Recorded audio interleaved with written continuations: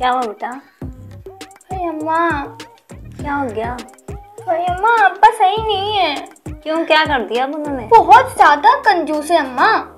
अरे बेटा परेशान नहीं हो, मैंने तो पूरी जिंदगी गुजार दी उनके साथ। अम्मा मेरे स्कूल में पार्टी थी, टीचर ने बोला कि सब अपने पैसे जमा करवा देना।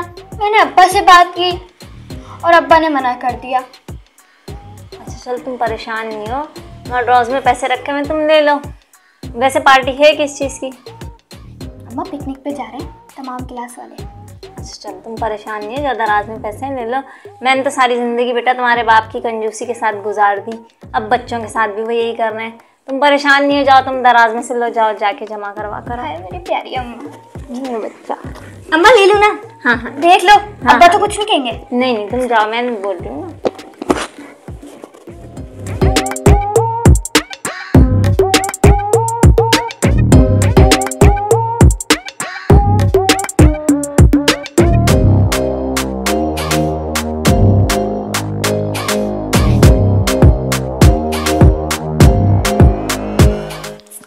क्या छुपा रही है? कुछ नहीं।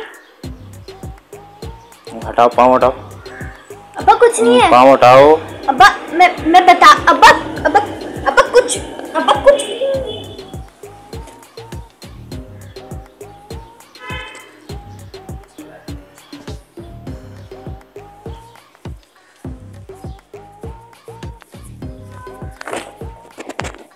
अब्बा हद हो गई।